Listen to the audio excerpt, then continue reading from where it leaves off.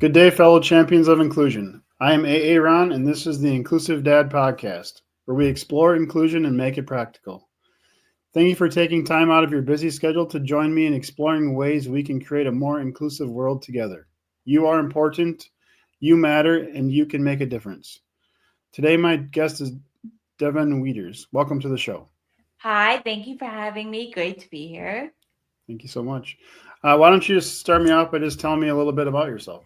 I'm the host of the Wheel with the podcast, as it says right down there. To find out more about that, you can go to wheelwithit.com. And I'm also a disability advocate of sorts. I am most passionately advocating for the passage of the SSI Restoration Act and the SSI Savings Penalty Elimination Act, which would allow people with disabilities that need Medicaid and Medicare and Social Security to work without losing and marry without losing those benefits. That's great. What is your definition of inclusion? My definition of inclusion is a level playing field for everybody, which people with disabilities do not have, in my opinion, currently because of the way the government is structured. So that is why I am trying to change that. Yeah. Um, let's talk about in school. Did you have like an IEP and that kind of stuff? Yes, I did. How was that for you? It was so much better of an experience than a lot of the horror stories we heard, because when I was in preschool and we were setting up the IEP, because I went to a special ed preschool for 1 year while they got my IEP set up, and then I transferred to a regular school. Okay. And so when they were getting my IEP set up, they heard horror stories of, oh, you're gonna have to fight everybody because they won't give you anything. But that didn't happen to us. So we were very lucky. I had awesome case managers in high school when I got involved in my own IEP process. So we were very lucky about that. And I know that's not everybody's experience. Right. So Yeah. um, Well, that's great. Yeah. My reason I talk about inclusion and disability stuff. I have a daughter, Cece. She's 22 years old. She just aged out of the transition part of school. But yeah, I didn't know anything about it, so just kind of went along with what school said, which meant she went to like a segregated classroom across town. Found out that kids in that class were like folding towels and stuff in like first and second grade, and I was like, hold on a second, why are we already doing that? Not teaching them math or reading. So found out about inclusion, and then after that, since she was kind of already down that path of being excluded, trying to get her back in was kind of difficult. So we're always fighting to have her more included every year in her IEP. So I'm glad to hear it went pretty well for you. I mean, overall, I guess ours went pretty good. It's just once she was kind of out of that general education setting right away, it was hard to get her yeah, back into it.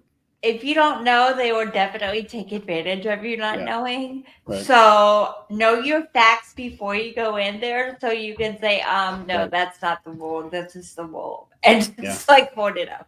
Uh, yeah, for sure. because they will take advantage of you not knowing if it makes it easier for them to do their job. We're Yeah, just saying, but you know. yeah. No, I agree with you. I see the same thing where it's just.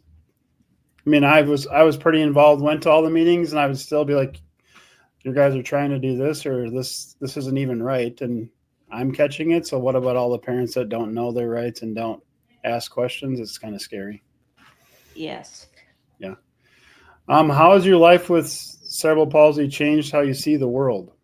Well, um, uh, one big thing is I look at people who are on government services a lot differently now. I think there's like a tendency to judge them in our society. And yes, there is a lot of people that are abusing it. I don't know how, but there are so many people that are abusing it, and we need to take care of that. But there are so many people that need it as well. And so don't assume just by looking at somebody that's on government services that they're mooching off the state, because in a lot of cases that is true, but in a lot of cases that's not true. So Yeah, for sure. Yeah. Do you, I mean, you don't have to answer this, but do you receive some help to be able to live independently and stuff? yes, I live with my parents, Okay. but I am looking to move into an apartment of my own through a nonprofit organization that allows people with disabilities in Virginia, Okay. where in Hampton Roads, where I live, to move into apartments of their own with assistance and without the Medicaid waivers and the help that I receive and am eligible to receive and I'm going to apply for through all this process, I would not be able to do that. Right. So, and I have parents that are pretty well off compared to a lot of families Right. that have kids in my situation.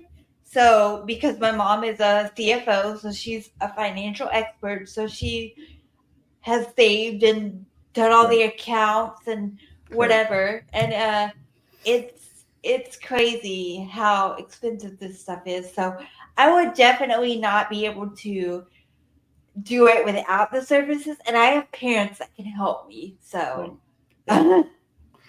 Yeah, that's, I mean, that makes a lot of sense. I mean, my daughter, she's able to live at home with help, from Medicaid and that kind of stuff. So a lot of the stuff in the news that I'm trying to not listen to, I'm listening to it, but not trying to listen to it too much. Otherwise it makes me nervous. I mean, she needs those services to stay at home. So, I it's mean, I very, don't think for they're sure. intentionally gonna be like, Yeah. and I've been watching all the hearings and stuff because I'm Yeah.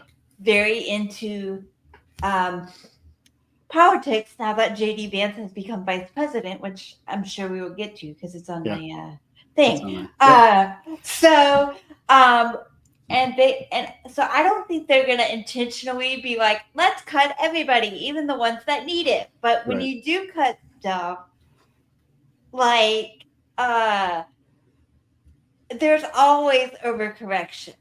Yep. And so that's what I'm worried about, because now they're making noise about community guides. And I'm like, that's the housing guide that I need. So Right. I don't know much about it. Admittedly, I don't know much about the community guide because I haven't applied for it yet. I just signed the release and it was approved. So now I Right. have to apply for the housing assistance. So I don't know much about the community guide, but I know I'm gonna need it to live. So, Right. so if you Yep. make cuts to it, For sure. How did you get involved in like politics and advocacy stuff? What made you get started in that? so advocacy was. I mean, I've been doing that for years since I saw Okay. how messed up these waivers were, but more of the politics, and I'm sure we'll get to it. I don't force my views on anybody, so you're okay to disagree with me. Yeah. But JD Vance, in his book Hillbilly Elegy, uh, argues what I've been arguing for years about the welfare system, that basically the people that need it the most get penalized because you the system is structured so bad that if you make any money at all, you make too much money to either have any services at all or they get severely cut, but not Mm-hmm. enough to make, but not enough to pay for it out of pocket. Right. So what do you do? Right. Like, and so we need a new approach to welfare. And so I was like, okay, I guess I'm getting into politics now. Yeah. So, Yeah. There definitely is.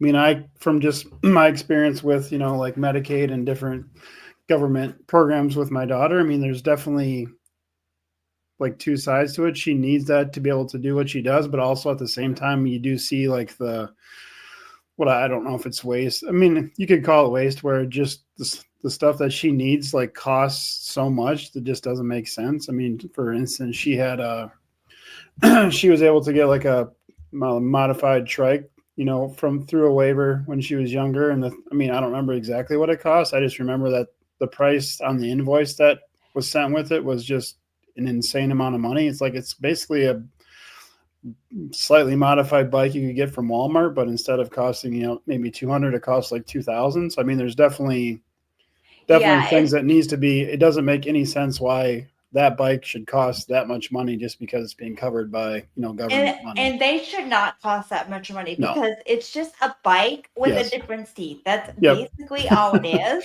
Right. And so it's just a bike with like instead of the normal bike seat, there's a back on the seat where you can Yep. like lean back. That's all it is. Yep. And so excuse me. And so yeah, price gouging is such a huge issue. I Right. mean, I know enough about these waivers, or at least where to go to look it up, to the point where I could probably start a business, getting people through these waivers, but I'm like, I am not charging people for that. That's such a Right. huge issue in the disability community as well. Right. And I mean, there's nothing wrong with making money, but I just refuse to make money off that because Yeah. that's such a huge issue Yeah. in the disability community anyway. Right. And that is ironically the thing that I could probably make the most Yeah. money off of. But Yeah, I mean, it's all very complicated unless you do it frequently. It's hard to know all the different nuances and rules and stuff. So yeah, you definitely, I can see where, I mean, I try to help people with the IEP stuff because I learned a lot of stuff and I want to help people too. But at this, like you're saying, it's people need the help, and the people that need the help can't really afford to pay somebody a lot of money to help them. So it's kind of this, you end up doing a lot of it for free or not much money, which is fine. It's just, I got to pay bills too. So how do I make some money so I can help people? It's kind of the scenario for me, at least. But yeah, it makes sense. But yeah, on the welfare things too, though, it does make sense because there was times where, we as a family weren't making that much, so you needed a little bit of help, and then you kind of, there's some spots that you come across where it's like, well, I'd have to make like way more money for it to be a benefit, or I just make this much and I get, this much from the government. So there's spots in the system too, where it just, you're not really incentivized to like work if you can work. It just makes more sense to not work more because it's not worth the extra money. It makes so much more sense to not work, which is not the antithesis of what it's supposed to do. Right. Yep. So yeah, for sure. So yeah, that makes a lot of sense. Why is living with the stigma that comes with your disability harder than living with the disability itself? Because it's very emotionally draining to have to teach people, for lack of a better term, that, for example, no, just because I'm in a wheelchair, it does not mean I have a mental disability as well. So you don't have to talk to me like I'm like 3 or something. Like Right. people, like a lot of people do. Not most people, but some people do that. Right. And it's very frustrating when I see people that are legitimately disabled, yes, but they use their disability as a card to get away with stuff that able-bodied people could never get away with, but they just let them get away with it because they have a disability. Like, no, like they should. Don't assume that they're like saintly because they have a disability. They can be right jerks too, Yeah. So yeah, that is interesting. What you brought up about like, they see somebody like in a wheelchair and you think they're intellectually disabled, which isn't always the case. I mean, that I come across that with my daughter. I mean, I've talked to other, people with disabilities where they go out to eat with somebody, and this gentleman isn't even in a wheelchair. He has cerebral palsy, but he walks, so he still walks, but he goes out with friends to a restaurant and they'll ask his friends what he wants to eat and not ask him. So just stuff like that too. Happened to me. It's like, really? Yeah.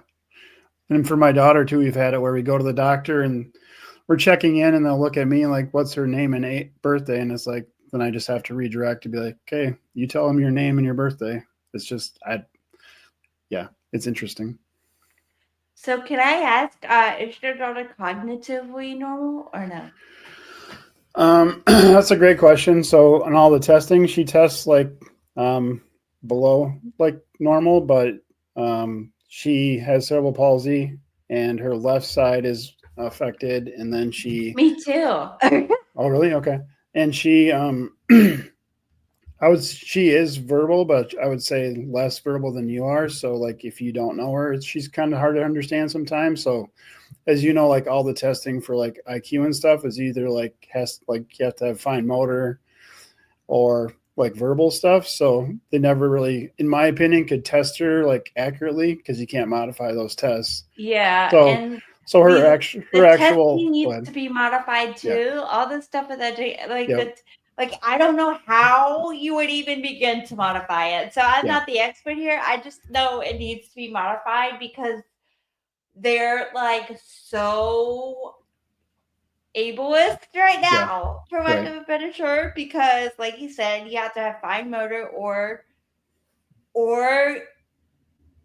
verbal. They don't give you a breakdown of the results on the front page. So Right. if you were looking at it and somebody tested below, like I did, then you couldn't see, oh, she tested like way above average in the vocabulary and the reasoning, but she Sure. tested way below in the math. So Right. she's okay for regular ed. She just struggles with that. Now, Yeah. luckily, my team knew that, but Right. Yeah. if you didn't know that, Sure. so Yes, and also my daughter like sometimes will just be sitting around, playing Wii or something. She says a sentence, uses a word I've never heard her use before, like a big word in context. So stuff like that. It's like, okay, you are like way smarter than you can show on paper. So that's why I never really. I mean, I don't know what her actual IQ is, but I never believed what they told me to be accurate because just stuff like that. She'll just use a word and I'm like, what did you just say? And it was like in context. I'm like, okay, that's cool. So yeah. yeah, How is like, so you said Virginia, right? yes. How is like accessibility stuff for like wheelchairs down there? Do you have curb cuts and all that stuff, or is it Oh still yeah, we okay? have curb cuts and all that stuff. And as far as the Medicaid, I live in the best state in the union for Medicaid. As Okay. far as the state regulations go, because how these waivers work is there are federal guidelines, and then Yep. as long as they follow the federal guidelines, each state can run the waiver as they see fit. Yep. And so I live in the best state in the union for Medicaid. Um, thank you, Glenn Youngkin. Uh, so, yeah, I live in the best state in the union for Medicaid, and that has been pretty widely. Uh, that has been, I think, objectively, if you looked at it, it would be the best state in the union for Medicaid. I mean, there might be one better. Don't quote me on it, Yeah. but I think objectively, if you looked at it, it Awesome. would be the best state in the union for Medicaid. So we're good there. Yeah, because I mean, I asked the curb cut question because Minnesota, most sidewalks have curb cuts, but there's still even in our town, some that don't. So it's still if my daughter and I go for a walk, you kind of want to go in a part of town, because sometimes you get to the end of the block and like, oh crap, there's not a curb cut. I have to go back and backtrack. So I was just curious how your town overall is for that kind of stuff. Yeah, I mean, sometimes it's annoying because the curb cut is like on the other side from where you parked or something, Oh, but we do sure. have one. We Gotcha. have them, so. You just talked about waivers a little bit, and we've talked about it a few times. Do you want to like maybe explain what waivers are and how we can make them better? So waivers are, we've talked about it a few times, but waivers are something that people with disabilities that qualify can get in addition to the Medicaid insurance that we all know about.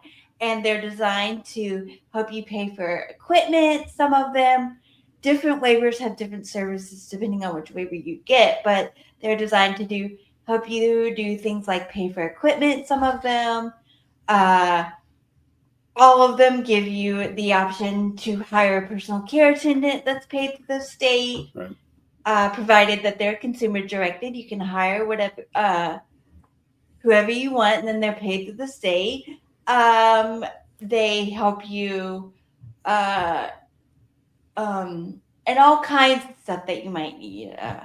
Yeah. That I'm drawing a blank right now, and I can't. Behavioral support. Some of them. Right. So if you need behavioral support, some of them offer that. So all that kind of stuff that a person with a disability might need. For sure. What do you think? How do you think we can make them better? So first of all, pass the SSI Restoration Act and the SSI Savings Penalty Elimination Act. So people with disabilities can make more, get married, and actually save up for retirement while receiving the services, because right now they cannot do any of that. So that one, and two, pay the aides a competitive wage. That's Right. two. Those are two things that I think we can do. Yeah, that's great. So can you maybe explain in like a little more detail about those, the SSI Restoration Act and the SSI Savings Penalty Elimination Act are, like specifically? Hold on, let me get a drink of my water. You're fine.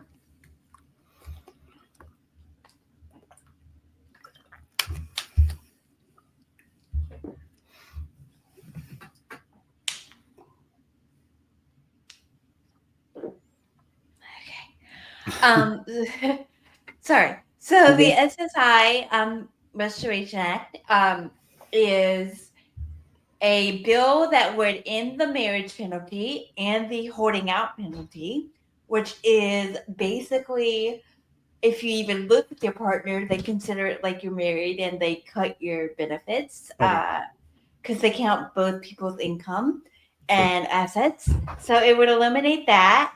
And then it would raise the asset limit. Not necessarily the salary limit, because they vary slightly by state, but it would at least raise the asset limits, which would then kind of raise the salary limit too, because you could make more that would be considered assets and put it in like a savings account and not get penalized. And it would exempt counting retirement account for as an asset when determining if you qualify. Because at any time, if you exceed the asset limits or the salary limits of your state, they will kick you out. So you can't even have a retirement account after you apply for the waiver and get it. So it would basically totally reform the system, which we need. And then the SSI Savings Penalty Elimination Act would just raise the salary and, the asset limits, and without officially eliminating the marriage penalty, but it would do it on it would still do the same thing because the assets limit would be higher. Gotcha. Yeah, because isn't the asset limit like $2,000 or something? Yes. Yeah, it's been that way for quite a while, right? Yes, and these acts would raise it to $10,000 for singles and $20,000 for couples. And currently, it's only $3,000 for couples. Oh, so it's not even double what a single one is? No. Yeah, and that's 2,000 or 3,000 is not much money. So no, it's not. So even if you're trying to like save up for a car or something, it's hard to even do that because you can't save a lot of money. So yeah. Why should everyone watch Patrice the movie on Hulu? First of all, it's hilarious. So if you like hilarious movies, it's moving in spots too, but it's also hilarious. And secondly, it's about a couple that both have disabilities facing the very issues that we've been talking about. They want to get married and live together, but they can't because of the way the current system is set up, and they are really leading the fight to get these reforms passed. And it's a very moving and hilarious movie. So everybody, if you want to learn more about this, should go watch it. They explain everything very well in the movie. And like I said, it is hilarious. So you should go watch it. So. Got it. Awesome. Why do you love the TV show Survivor and its host Jeff Probst so much, and why is season 43 your favorite?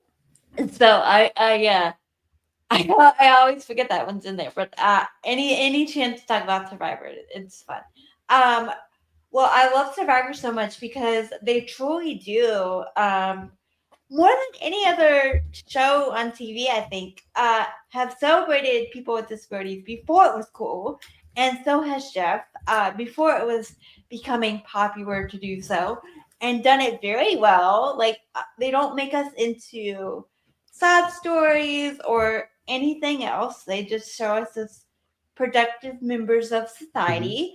And the season 43 of the show is my favorite one because I am friends with the winner of that season, Mike Gaber.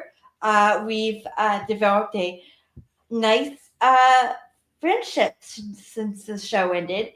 And two, they had a woman that was an above the knee amputee that was, if I could curse on here, a badass.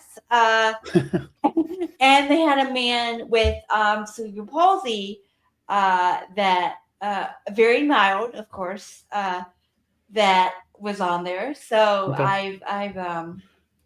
I feel real kinship to that season because I saw people that looked like me. So Yeah, that's awesome. So have you seen, or is there? I'm trying to think. Is there a lot of people? Is there any like famous people with cerebral palsy that I would know about? I'm trying to think. so if you the guy that played not the guy that played one of Walt's kids on Breaking Bad had Okay. CP.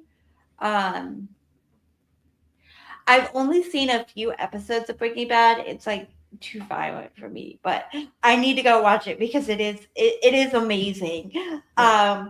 And they showed just in the few episodes I watched, they showed just how desperate these families can get because everything is so expensive. Right. And so that and the show was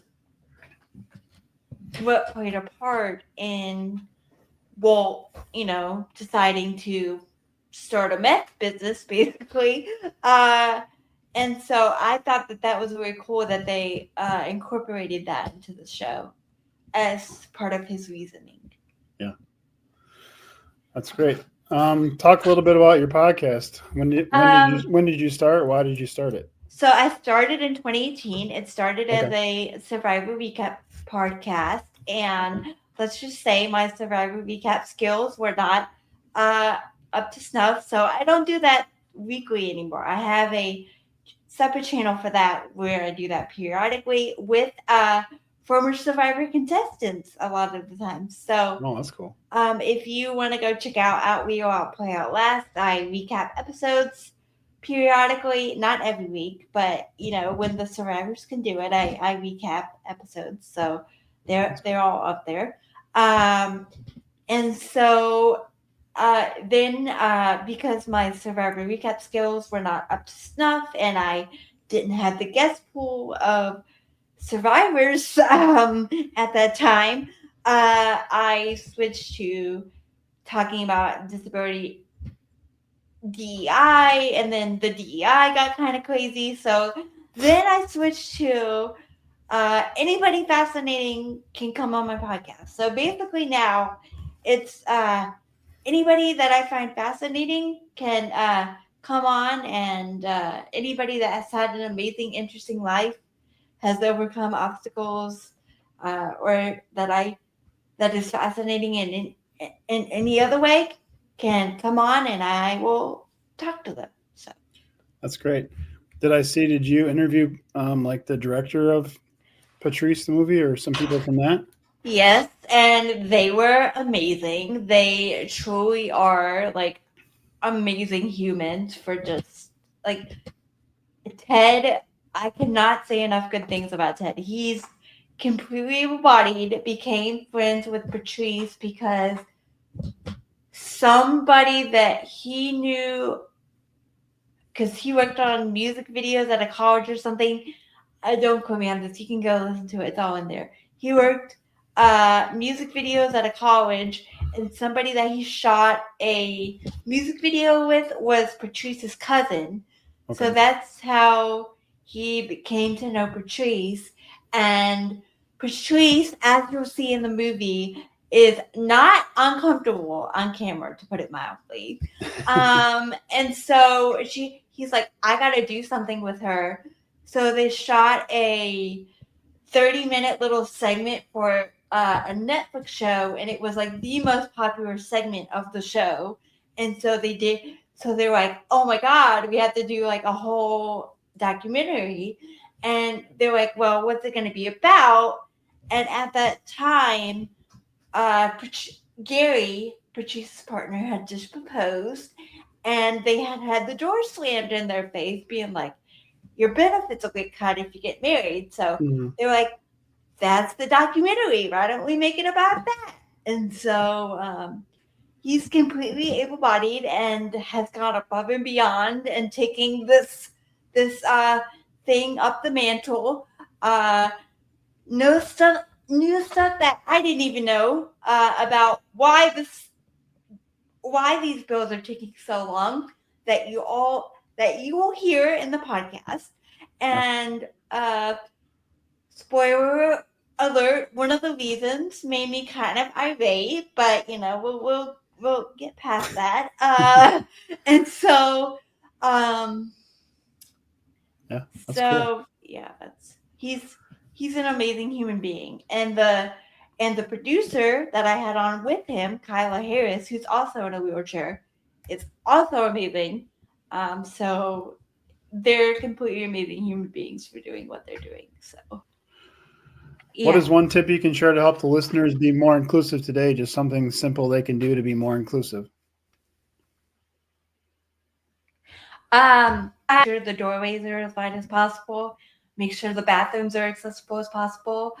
Don't have the toilet paper holder below the bar where people can hit their knees on it when they stand up, because I have skinned my knee open on a metal toilet paper holder. Not fun. Required like stitches and everything. Not fun. So simple layout things like that. Don't have things like in front of your cash register that block their way. Like, that's not fun at all. Simple stuff like that. Got it. What's the best place for everybody to connect with you? You can go to wheelwithit.com. You can follow me at Wheel With It Pod on all socials, or Devon Wieters, or Devon E. Wieters, depending on the social network, for my personal profile. It's Devon E. Wieters on TikTok and Facebook for my personal profile. And then it's Devon Wieters on Instagram and X for my personal profile. On X, I tweet a lot about politics. So if you don't like politics, it's okay. Like, don't follow me over there. But you can find me at Wheel With The Pod on all socials, and Devon E. Wieters or Devon Wieters, depending on the platform, on Facebook, TikTok, Instagram, and Blue Sky. Gotcha. Awesome. You ready for the last question? Yes. Do you like Spam lunch meat? Yes or no? No. Oh my gosh. I hate that stuff. So I live in Austin, Minnesota, where they make Spam and where the Spam Museum's located. So I've been asking every guest just for fun, just to see what the reaction is. That might be the strongest no I've ever gotten. So, like, I don't think if I've even had it, I haven't had it in a long time, but it just looks gross. Like, why do canned meat when you can do real meat? I don't know.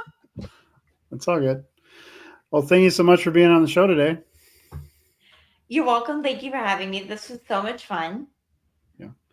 To those listening, thank you for allowing me to be part of your journey. It is truly an honor. Please join the podcast newsletter by clicking on the link in the episode description to keep up with the latest episodes. Together, we can make the world more inclusive. Until next time, stay empowered and be a champion for inclusion.